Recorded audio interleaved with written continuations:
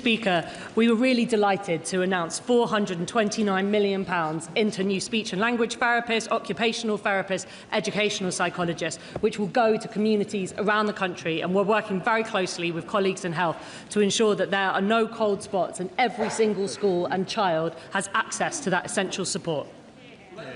Change over.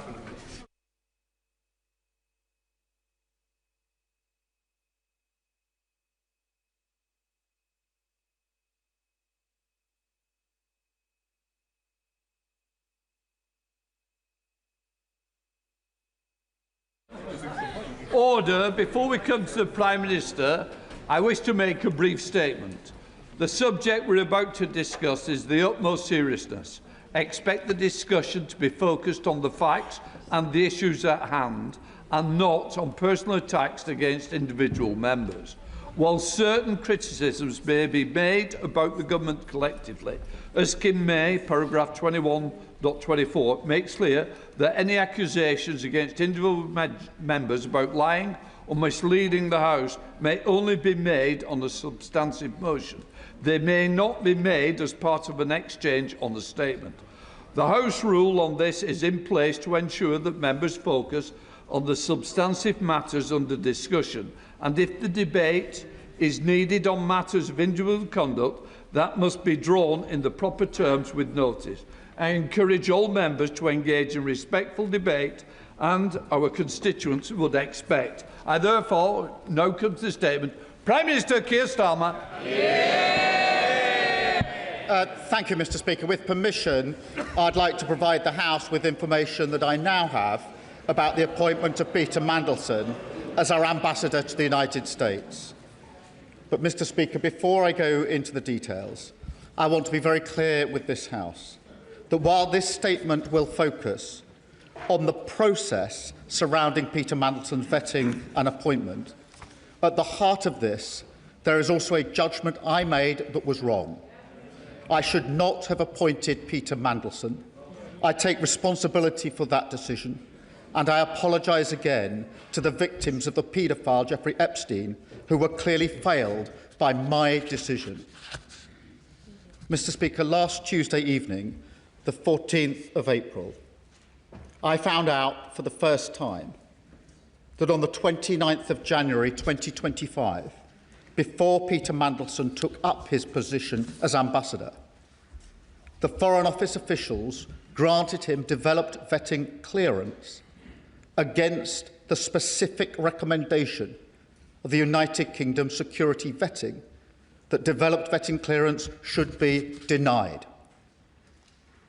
Not only that, the Foreign Office officials who made that decision did not pass this information to me, to the Foreign Secretary, to her predecessor, the Deputy Prime Minister, to any other minister, or even to the former Cabinet Secretary, Sir Chris Wormald.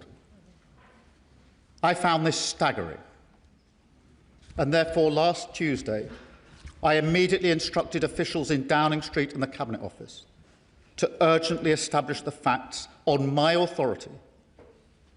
I wanted to know who made the decision, on what basis, who knew, and, Mr. Speaker, I wanted that information for the precise and explicit purpose of updating this House, because this is information I should have had a long time ago, and it is information that this House should have had a long time ago. It is information that I and the House had the right to know. I will now set out a full timeline of the events in the Peter Mandelson process, including from the fact-finding exercise I instructed last Tuesday. Before doing so, I want to remind and reassure the House that the Government will comply fully with the humble address motion of the 4th of February. Mr. Speaker, in December 2024, I was in the process of appointing a new ambassador for Washington. A due diligence exercise was conducted by the Cabinet Office into Peter Mandelson's suitability, including questions put to him by my staff in Number 10. Peter Mandelson answered those questions on the 10th of December, and I received final advice on the due diligence process on the 11th. I made the decision to appoint him on the 18th of December. The appointment was announced on the 20th, and the security vetting process began on the 23rd of December 2024. Mr. Speaker, I want to make clear to the House that for a direct ministerial appointment, it was usual for security vetting to happen after the appointment, but before starting in post. That was the process in place at the time. Mr. Speaker, this was confirmed by the former Cabinet Secretary Sir Chris Wormold at the Foreign Affairs Select Committee on the 3rd of November 2025 when he gave evidence. Sir Chris made clear, and I'm quoting him now, when we are making appointments from outside the civil service, the normal thing is for security clearance to happen after appointment, but before the person signs a contract and takes up post.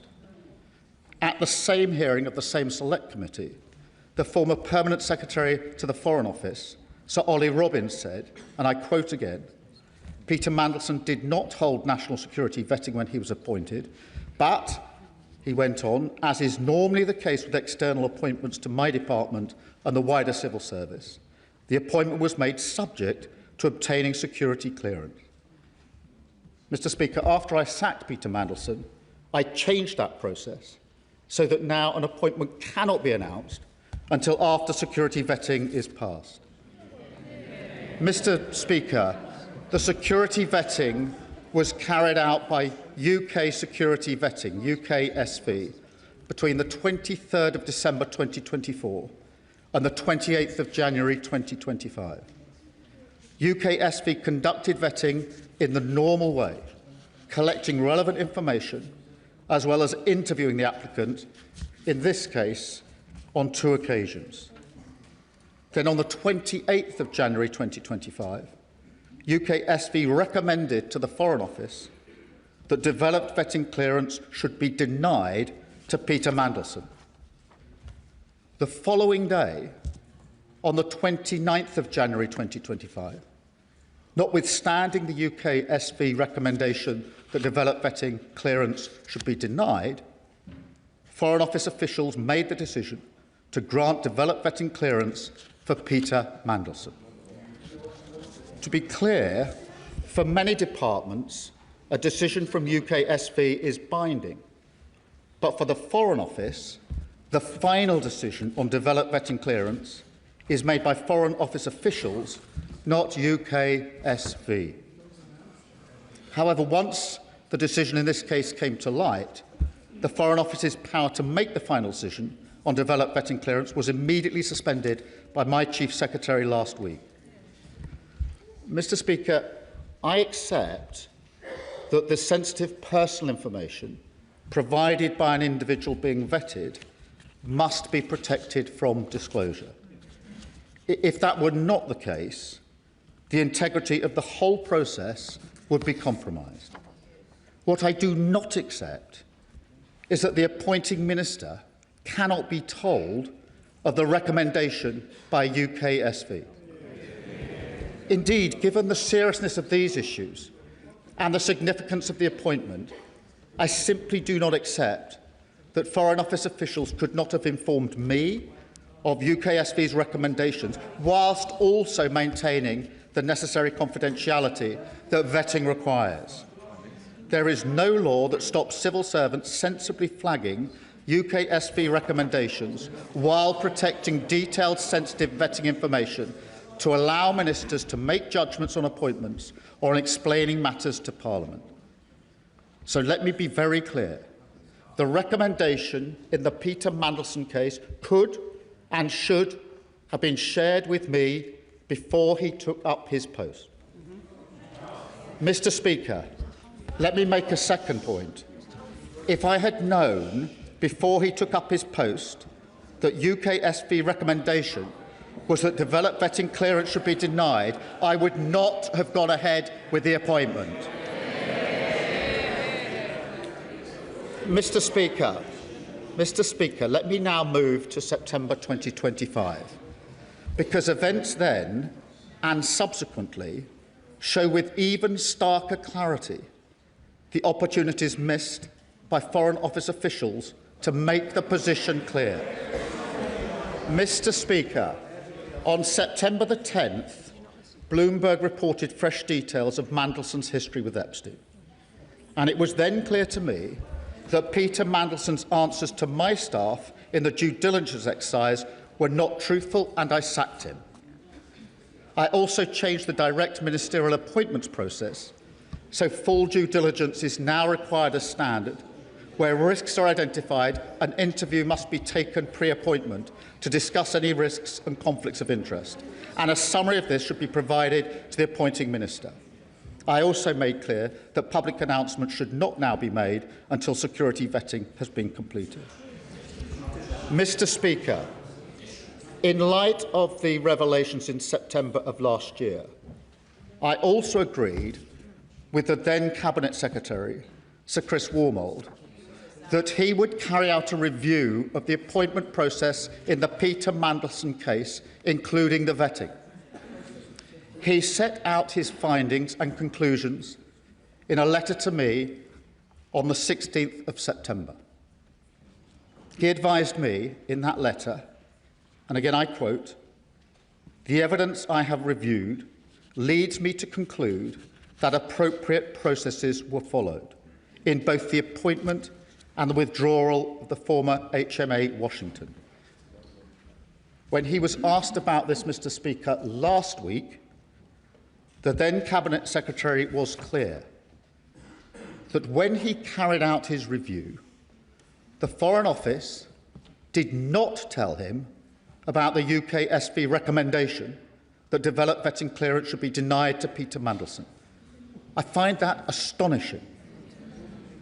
As I said out Odyssey, I do not accept that I could not have been told about the recommendation before Peter Mandelson took up his post. I absolutely do not accept that the then Cabinet Secretary, an official, not a politician, when carrying out his review, could not have been told that UKSB recommended that Peter Mandelson should be denied developed vetting clearance. It was a vital part of the process that I had asked him to review. Clearly, he could have been told, and he should have been told.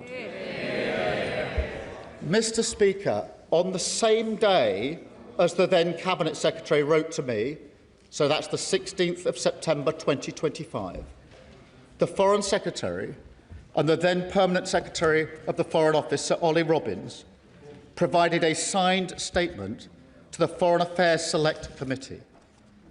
The statement says, and again I quote, "The vetting process was undertaken by UK Security Vetting on behalf of FCDO and concluded with DV clearance being granted by the FCDO in advance of Lord Mandelson taking up post in February." It went on to say, and again I quote, "Peter Mandelson's security vetting was conducted to the usual standards set for developed vetting in line with established Cabinet Office policy." Mr. Speaker, let me be very clear to the House. This was in response to questions which included whether concerns were raised, what the Foreign Office's response was, and whether they were dismissed. Mr. Speaker, that the Foreign Secretary was advised on and allowed to sign this statement by Foreign Office officials without being told that UKSV had recommended Peter Mandelson be denied developed vetting clearance is absolutely unforgivable. This is a senior Cabinet member giving evidence to Parliament on the very issue in question. Mr. Speaker, in light of further revelations about Peter Mandelson in February of this year, I was very concerned about the fact that developed vetting clearance had been granted to him. Not knowing that, in fact, UKSV had recommended denial of developed vetting clearance, I instructed my officials to carry out a review of the national security vetting process. As I set out, I do not accept that I could not have been told about UKSV's denial of security vetting before Peter Mandelson took up his post in January 25. I do not accept that the then Cabinet Secretary could not have been told in September 2025 when he carried out his review into the process. I do not accept that the Foreign Secretary could not have been told when making statements to the Select Committee again in 2025. But, Mr. Speaker, on top of that, the fact that I was not told even when I ordered a review of the UK SV process is frankly staggering. And I can tell the House that I've now updated the terms of reference for the review into security vetting to make sure it covers the means by which all decisions are made in relation to national security vetting. I've appointed Sir Adrian Fulford to lead the review. Separately, I've asked the Government Security Group in the Cabinet Office to look at any security concerns raised during Peter Mandelson's tenure. Mr. Speaker, I know many members across the House will find these facts to be incredible.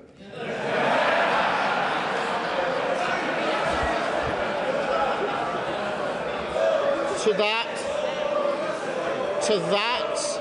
that, I can only say they are right. It beggars belief that throughout the whole timeline of events, officials in the Foreign Office saw fit to withhold this information from the most senior ministers in our system in government. That is not how the vast majority of people in this country expect politics, government or accountability to work. And I do not think it's how most public servants think it should work either.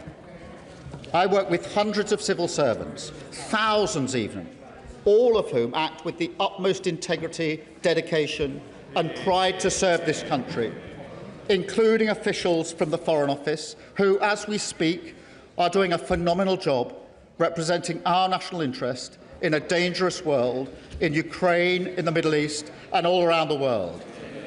This is not about them, but yet it is surely beyond doubt that the recommendation from UK SV that Peter Mandelson should be denied developed vetting clearance was information that could and should have been shared with me on repeated occasions and therefore should have been available to this House and ultimately to the British people.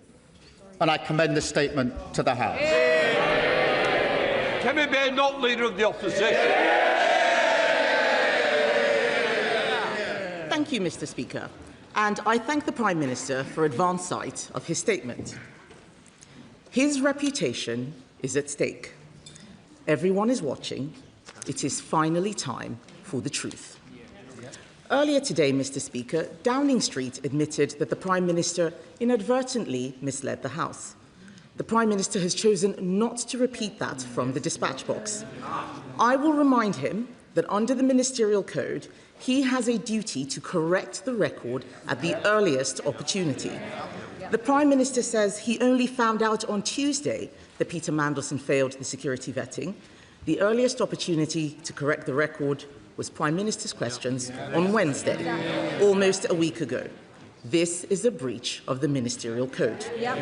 Under that code, he is bound to be as open as possible with Parliament and the public in answering questions today. So let me start with what we do know. We know the Prime Minister personally appointed Peter Mandelson to be our ambassador to the United States. We know that Mandelson had a close relationship with a convicted paedophile. We know that he had concerning links with Russia and China, links that had already raised red flags. We know that the Prime Minister announced the appointment before vetting was complete, an extraordinary and unprecedented step for the role of US ambassador. The Prime Minister says that it was usual for this because it was a political appointment. So I will remind him and the rest of the Labour front bench who are heckling that Peter Mandelson was a politician who had been sacked twice from government for lying. That meant he should have gone through the full security process. And we also know, finally, Mr. Speaker, that when Peter Mandelson failed the security vetting, he was allowed to continue in the role with access to top-secret intelligence and security information. This goes beyond propriety and ethics. This is a matter of national security. So let me turn to what we do not know. We still do not know exactly why Peter Mandelson failed that vetting. We do not know what risks our country was exposed to, and we do not know how it is possible that the Prime Minister said repeatedly that this was a failure of vetting, went on television and said things that were blatantly incorrect, and not a single advisor or a single official told him that what he was saying wasn't true. At every turn, with every explanation, the government story has become murkier and more contradictory. It is time for the truth. There are too many questions to ask in the allotted time, Mr. Speaker, so I'm now going to ask the Prime Minister just 6 questions, and I have taken the unprecedented step of providing these questions to the Prime Minister in advance. So he has them in front of him, and I have asked for these questions to be put online for the public. They and I expect him to answer. The Prime Minister appointed a national security risk to our most sensitive diplomatic post. Let's look at how this happened.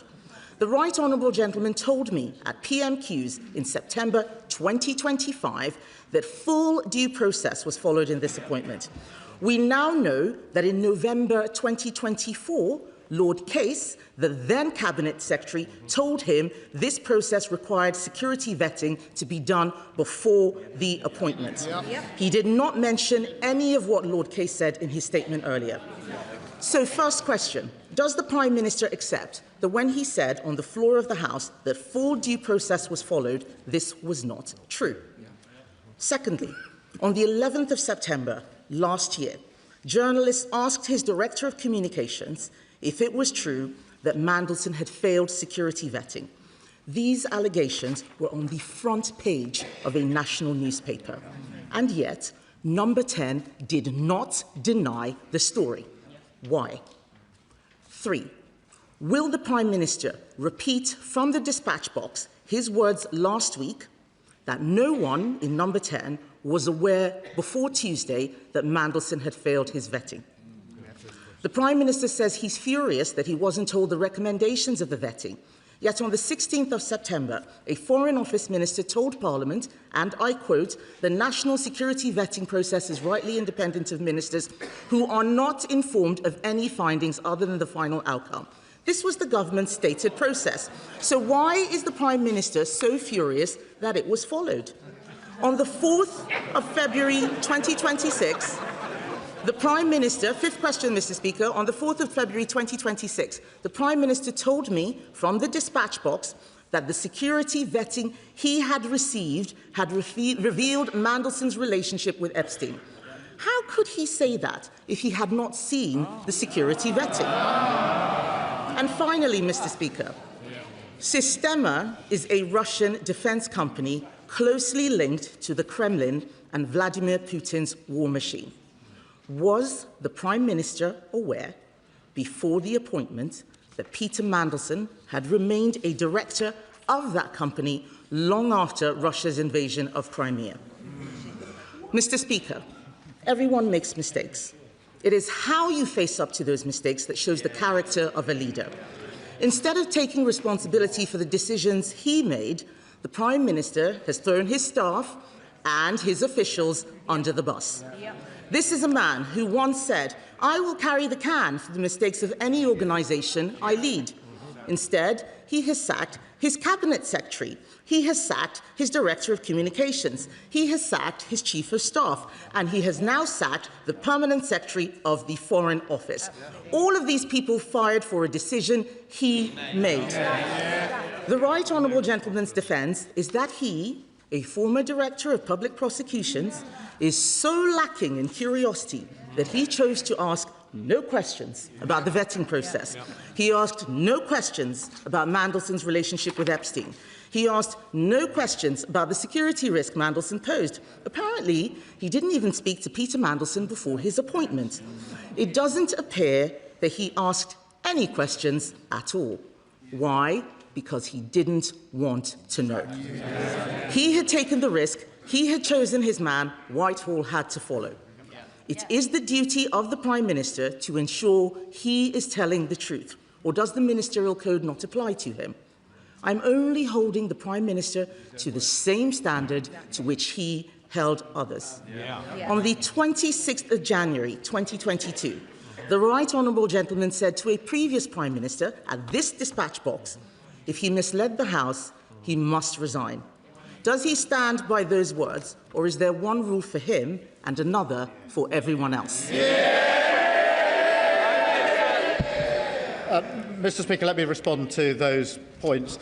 Firstly, when I found out what had happened on Tuesday evening last, I wanted to have answers to the question who made the decision to recommend to give clearance on developed vetting contrary to the advice, why that was done, and who knew about it, so that I could provide the information to the House, Mr. Speaker. That is the exercise that's been conducted since Tuesday evening and today, so that I could come here today to give the full account to the House, which I've just set out.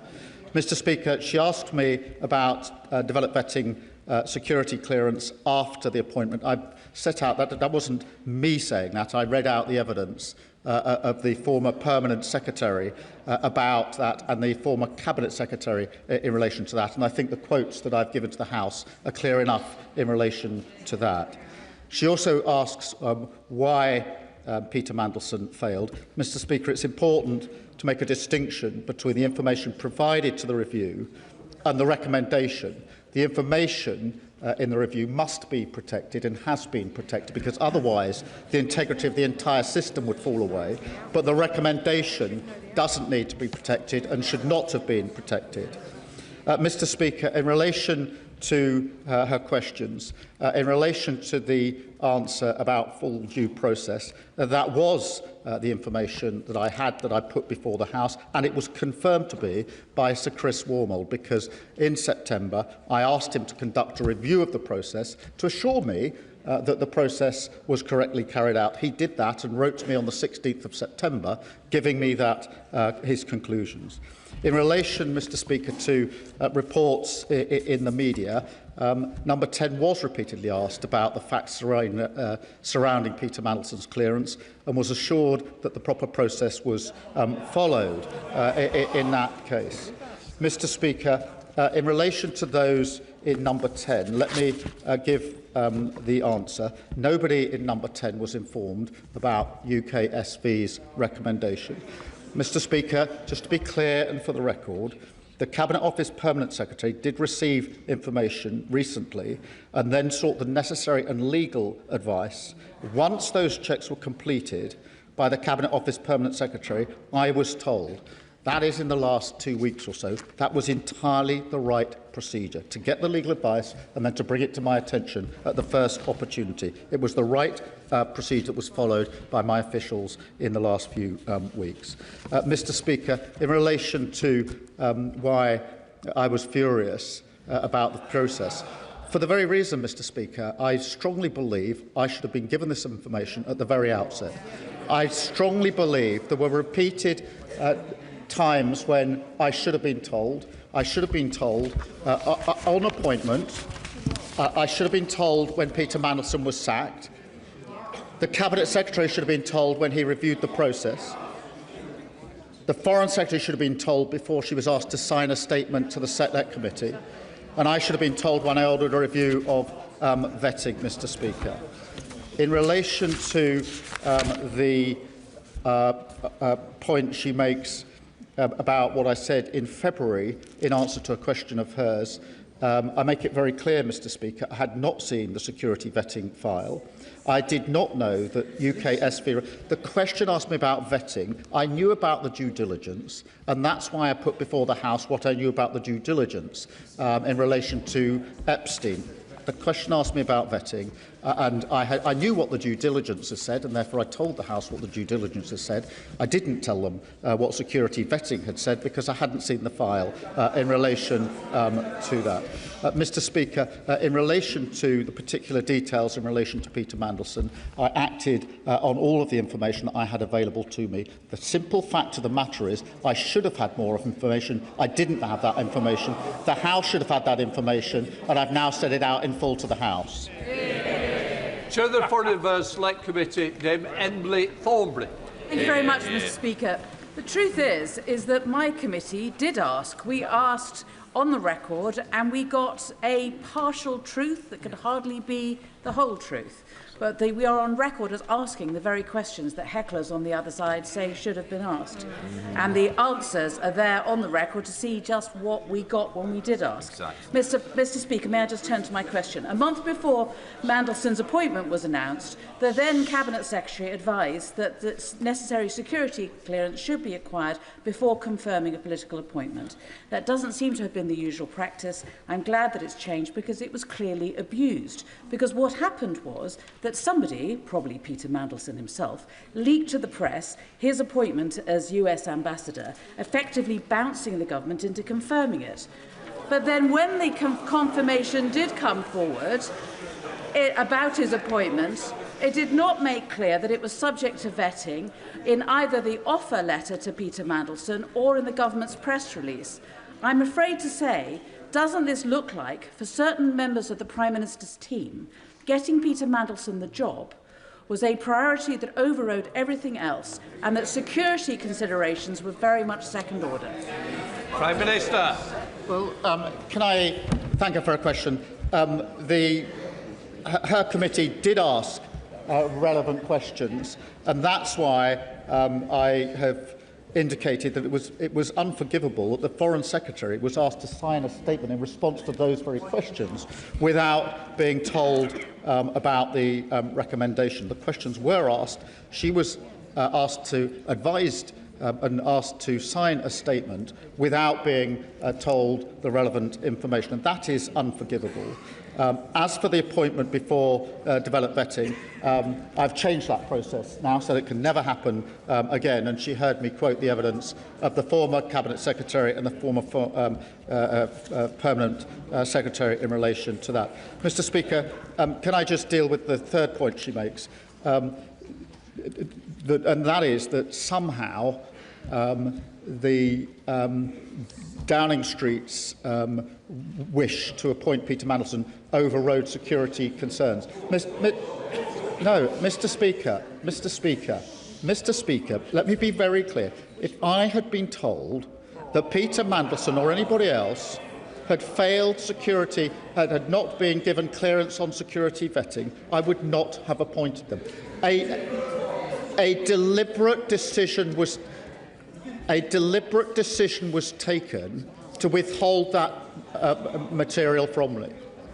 A deliberate decision was taken to withhold that material. This was not a lack of asking. This wasn't an oversight. It was a decision.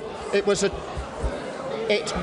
decision taken not to share that information on repeated occasions. Sir David, Leader of the Liberal Democrats. Thank you, Mr. Speaker. It's 2022 all over again. Back then, when he stood on this side of the House, and it was Boris Johnson who was accused of misleading Parliament and scapegoating senior officials, the then Leader of the Opposition couldn't have been clearer. The public need to know, he said, that not all politicians are the same, that not all politicians put themselves above their country, and that honesty, integrity and accountability matter. So he promised change, Mr. Speaker. He promised to break the cycle and stop the chaos. And he promised a government with, and I quote, more focus on long-term strategy, not the short-term distractions that can animate Westminster. I'm afraid the fact that he even had to make the statement today shows how badly he has failed, how badly he has let down the millions of people across our country who are so desperate for change. He blames his officials. He says he had no idea. He gives every impression of a Prime Minister in office, but not in power. The facts remain, even on his own account. The Prime Minister appointed Peter Mandelson as ambassador to the United States, even after he had been warned about his relationship with Jeffrey Epstein. The Prime Minister announced the appointment before Mandelson had been vetted, despite the clear risk to national security of putting someone unsuitable in that role. And one of his top officials, just 3 weeks into the job, clearly believed the Prime Minister wanted Mandelson to be appointed regardless of what the vetting process turned up. And the Prime Minister has relied on the vetting process to defend his decisions. So why did he ask so few questions personally about the vetting process itself? We all know the truth, Mr. Speaker. The Prime Minister knew that appointing Mandelson was an enormous risk. He decided it was a risk worth taking. A catastrophic error of judgment. And now that it's blown up in his face, the only decent thing to do is to take responsibility. Back in 2022, the Prime Minister rightly accused Boris Johnson of expecting others to take the blame while he clung on. That was not acceptable then, and it's not acceptable now. So I hope the Prime Minister can at least tell the House this, and we'll be listening very carefully to his answer. Was he given advice by Simon Case, the then Cabinet Secretary, that the necessary security clearances should be acquired before he confirmed his choice for US Ambassador? And did he follow that advice? Yes or no?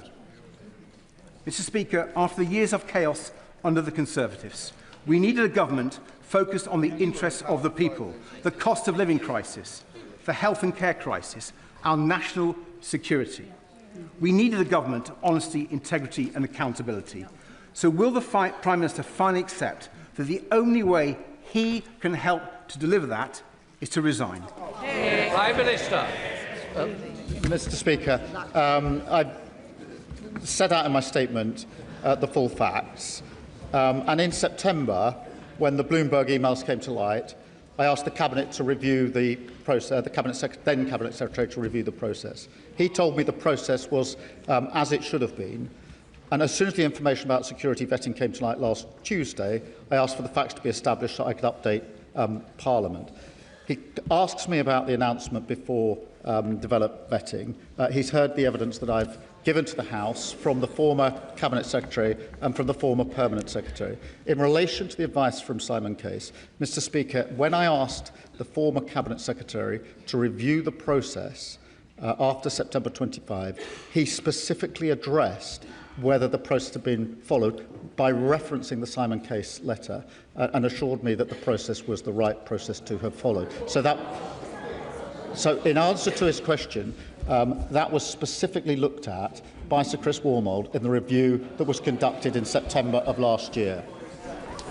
Dame Diane Abbott. Sorry, Diane Abbott. The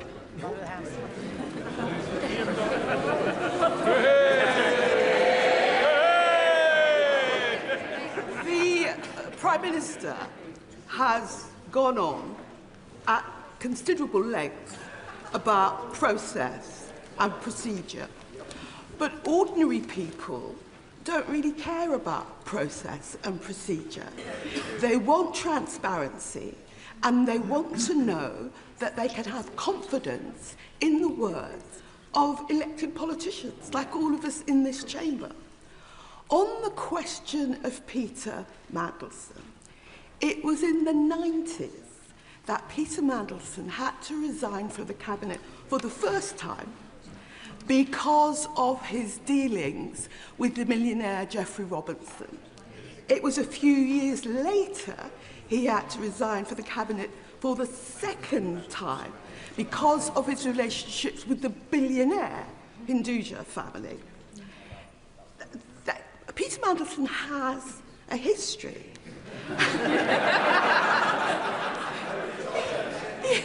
Peter Mandelson has a history.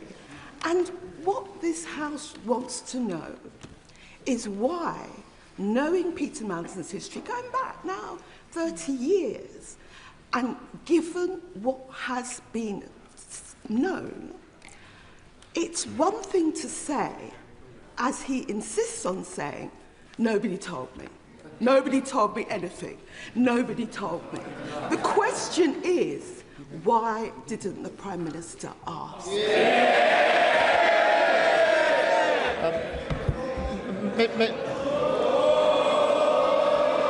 Mr. Speaker, in relation to her question, let me be clear. I should not have appointed Peter Mandelson. As soon as the further revelations came to light, I asked the Cabinet Secretary to review the process so I could be assured about the process. He wrote to me on the 16th of September, setting out the conclusions of that review and assuring me the process had been followed properly. Simon Hall, Chair of PACA. Thank you, Mr. Speaker. The Prime Minister has spoken about process and the reviews and trying to put that which went wrong right. That is to be supported. But he's also asking the House and the country to believe that, notwithstanding a front-page media splash that Peter Mandelson had failed the vetting process, that there was nobody in Number 10 or in any government department that even thought to say, is there any truth in this? Could I have a briefing on that? We need to knock this story down.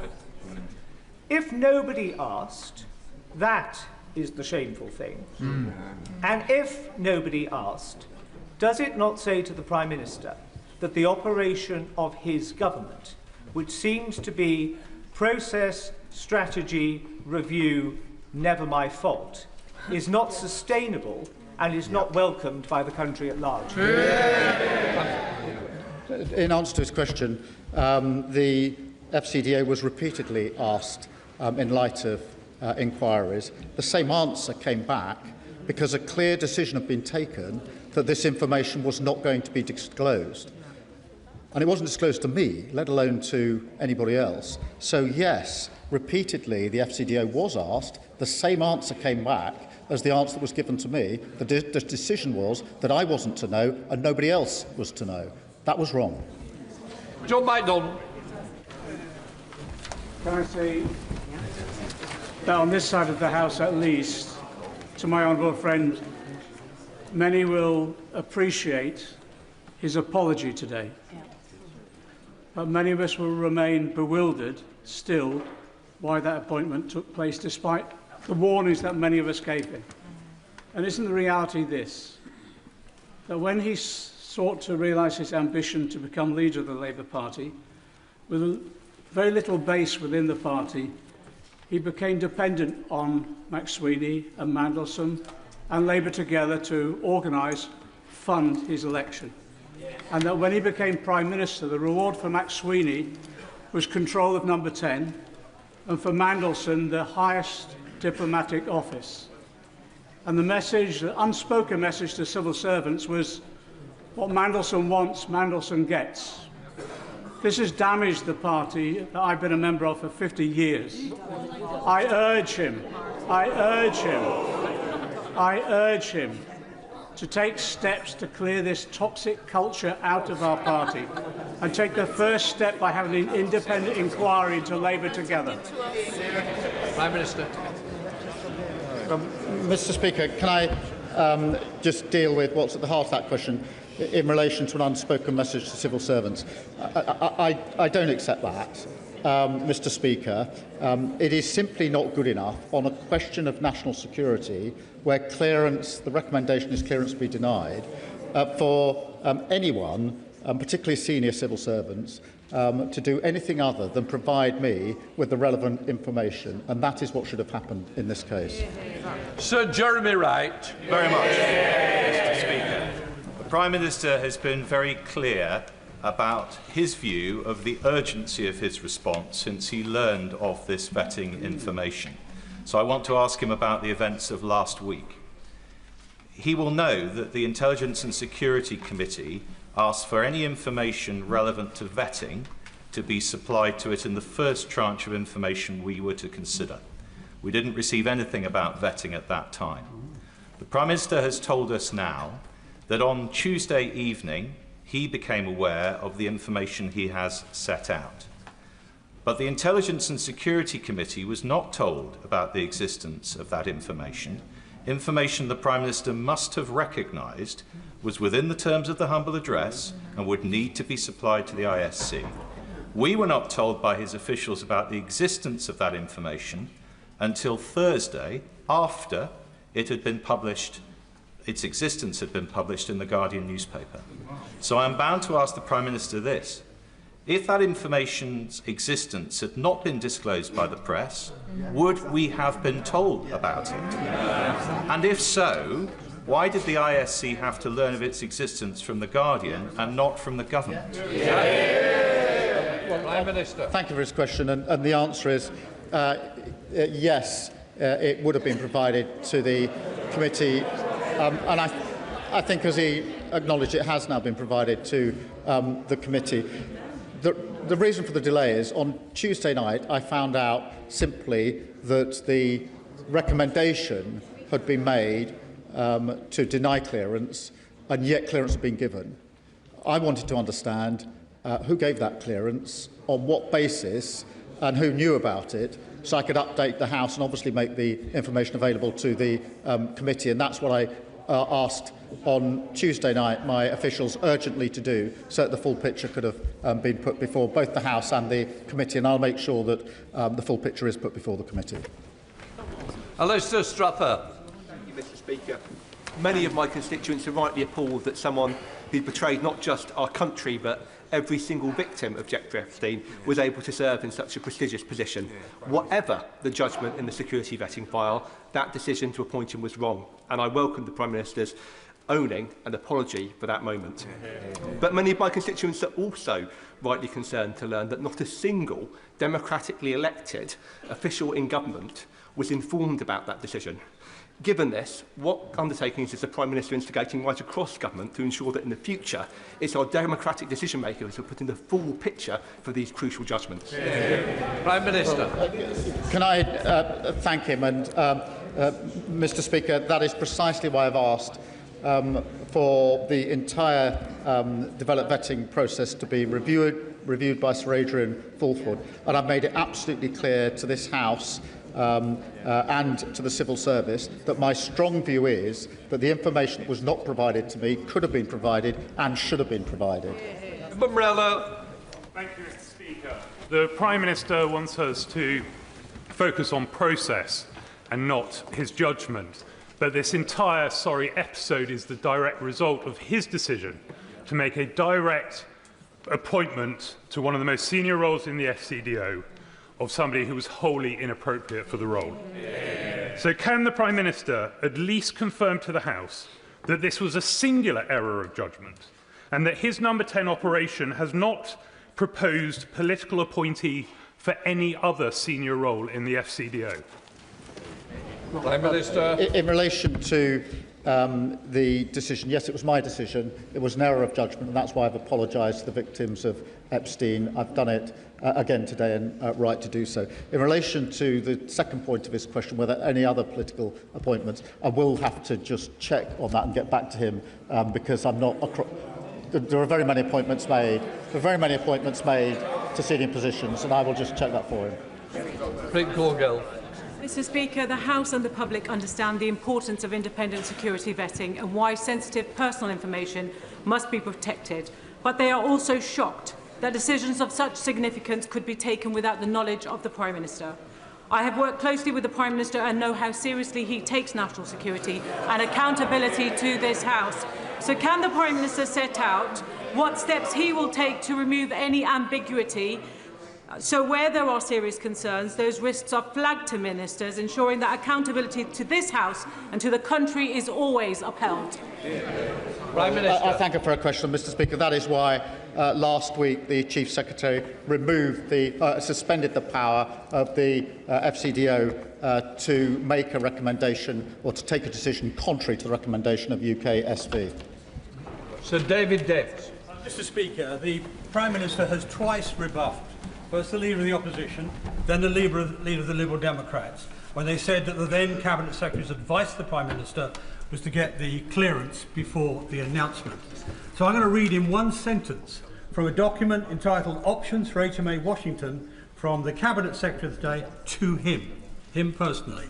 It says, if this is the route you wish to take, you should give us the name of the person you would like to appoint, and we will develop a plan for them to acquire the necessary security clearances and do due diligence on any potential conflicts of interest or other issues of which you should be aware before confirming your choice. The House doesn't want to hear about what Mr Wormald said a year later. That was the advice then. Why didn't he follow it? Mr Speaker, he reads out the passage from Mr Case's advice. The process that was followed was what I understood to be the usual process. In other words, the appointment was subject to the security vetting. It is why, when Sir Chris Wormald looked at it in September, he addressed the question by reference back to Simon Case's letter, because I wanted to know the process that had been followed was the right process, and that is what Sir Chris Wormald looked at. He looked at it expressly by reference to the Simon Case letter that has just been read out, and assured me that the right process was followed when he reviewed it. Belter. Thank you, Mr Speaker. Anybody who knows the Prime Minister will know full well that he would never, ever deliberately mislead this House. But the reality is this, Mr Speaker. Ex post facto vetting is utterly pointless when the appointment is political. And the trouble, Mr Speaker, that we all face is that trust in the Prime Minister and in politics is diminishing as this sorry saga continues. So in the 17 days we have leading to those very important elections, never mind question, those very important elections, what does the Prime Minister propose to do to win back the trust of the country? Prime Minister. Mr Speaker, in relation to his point about vetting in relation to political appointments, I don't agree, but I do agree that the due diligence for direct ministerial appointments should be the same as for any other appointments. It clearly wasn't, and that's why in September I ordered that it be changed in order to make sure it is the same process, whether it's a direct ministerial appointment or any other appointment. In relation to the country, Mr Speaker, it is important that we remain focused on the cost of living and on dealing with the war on two fronts that we face in this country, and I intend to do that. Stephen Flynn. Mr Speaker, the harshest and most important truth in this entire process is that the Prime Minister of the United Kingdom chose to proactively ignore the victims of Jeffrey Epstein when he made the political choice to put Peter Mandelson in as the UK's most senior diplomat in the United States of America, despite knowing that he had maintained a friendship with Jeffrey Epstein himself. We have since seen Peter Mandelson be investigated for potential misconduct in public office, and we, of course, now learn through the media that Peter Mandelson had failed his security vetting. The Prime Minister blames all of this, all of it, on the judgment of others. But I'm interested in his judgment. Does he believe himself to be gullible, incompetent, or both? Yeah. Prime Minister. Mr Speaker, I thank him for his question. I've laid out the relevant facts. It is absolutely clear that nobody is suggesting that this information was made available to me. It clearly wasn't made available. It should have been made available, and I would not have made the appointment had it been made available. That is why I set out the facts in some considerable detail to the House, with relevant quotes from all the relevant players in this. Stella Creasy. Thank you, Mr Speaker. The Prime Minister is being candid about some of the challenges in this process. I'm sure he will share the frustration across this House that revelations keep coming and this matter keeps coming back to Parliament. Now, he says that he has acted to prevent any further challenges in the vetting system for the government for senior appointments. Can he therefore give all of our constituents and this House the reassurance that he has no further sense there will be any challenges to any other senior appointments through the vetting process that this government has made? Mr Speaker, that is precisely why I've asked for a review to be carried out of the security vetting. I have no reason to believe that to be the case, but I want to be assured about the security vetting process, and that's why I've asked Sir Adrian Fulford to look at it so he can give me that further reassurance. I will then, of course, pass that on to the House. Dame Karen Bradley. Thank you very much, Mr. Speaker. The Prime Minister has just told us that after he sacked Peter Mandelson, he changed the process so that now an appointment cannot be announced until after security vetting is passed. Why did he do that if he didn't think there was a problem with the security vetting? Well, Mr. Speaker, in September, it became clear to me that in relation to the due diligence that had been carried out by the Cabinet Office, Peter Mandelson had been asked questions by my staff and given answers which were not truthful. That was exposed by the Bloomberg emails. At that point, I became concerned about the entire process. I asked for the review of the process by Sir Chris Wormold, which he carried out, but I also made it immediately clear that I would change the due process so that whether it's direct ministerial appointments or any other appointments, the same process was gone through. And I also wanted to make it clear that I didn't think that it was right that appointments should be announced before security vetting was gone through in any circumstances, and therefore I changed it straight away. Rachel Blake. Thank you, Mr. Speaker. My constituents are deeply concerned about the appointment of Peter Mandelson, and they want to see complete transparency going forward. I'm really concerned to read that the civil servants in the Cabinet Office may have had this information about a month ago, and it has taken them this long to be able to be in a position where they can share the information with the democratically elected person making this appointment. What can the Prime Minister share with us today so that we don't have to face this type of issue going forward? Prime Minister. Can I address that head on? Because what happened was that the information came to the attention of senior civil servants who were in fact doing the compliance work on the humble address. When they saw the information about developed vetting, they took legal advice straight away to ask whether it was legal to disclose that to me. They got that advice, and as soon as the advice was given, they disclosed it to me straight away last Tuesday. That was the right and appropriate thing for them to do. There's no criticism of what they did. Rachel Gilmore.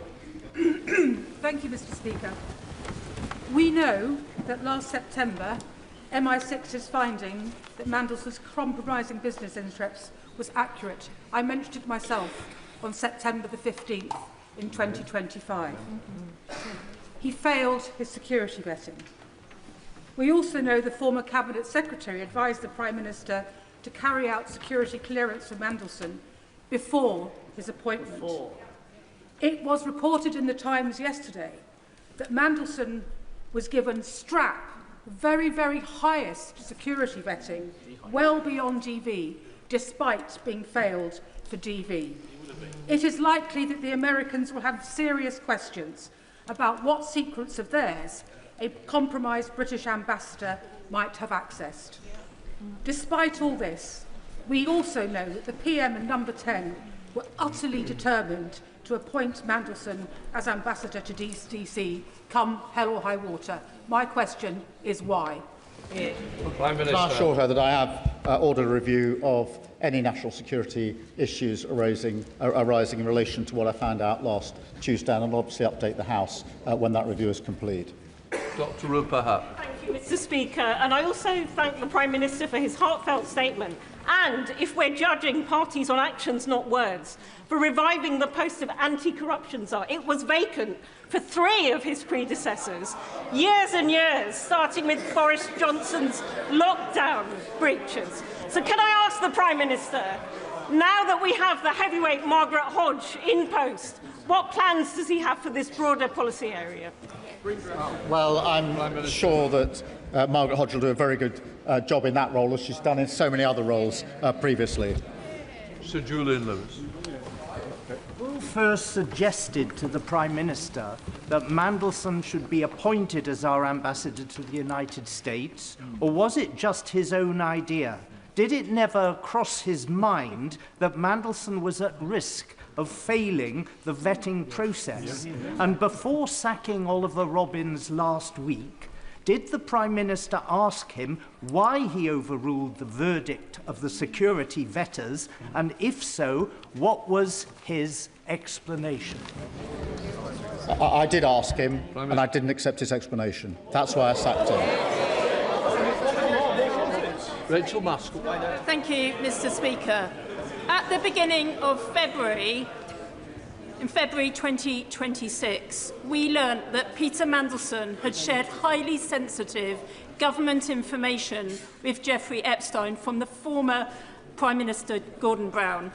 At that juncture, if I was in his shoes, I would have been forensic in recognising a security risk and wanting detailed answers. What's not adding up for me is why we are now in mid-April before we get this information, and why the Prime Minister didn't drill down to ensure that we had the security information, which clearly we learnt that Peter Mandelson had breached. Well, Mr. Speaker, it was at that point that I did order the review of the security vetting, because I was concerned that it had failed. In fact, because of information I wasn't given, it hadn't failed. It had actually given the recommendation that clearance should be denied.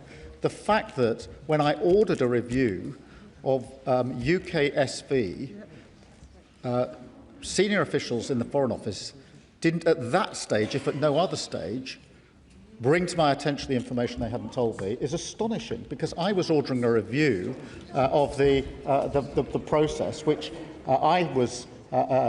which looked as though it had failed, when in fact it had flagged the relevant concerns. So Oliver Dalton. Thank you, Mr. Speaker. Further to the point from my honourable friend, the member for New Forest West, I think the Prime Minister does owe it to the House to tell us what Sir Ollie Robbins' response to him was when he said he'd overruled that advice, because in my experience, senior officials are actually very keen to deliver on the wishes of ministers, particularly a newly elected Prime Minister. And my concern here is that implicitly, as other members have made the point, Sir Ollie Robbins was responding to a desire from the Prime Minister, because it was perfectly clear in all of the newspapers the allegations are out there about Peter Mandelson, but the Prime Minister decided to proceed anyway. The official wished to deliver on the desire of the Minister. That's why he overruled the advice, and I fear also gave him the Prime Minister a degree of plausible deniability. Prime Minister. Let me answer that. In relation to Sir Ollie. Let me start by saying he's had a distinguished career, and I must say that, and I do say that. I still, notwithstanding that, he should have provided this information to me, and he could have provided it to me. He's giving evidence tomorrow, but I can say to the House that when I spoke to him on Thursday, his view to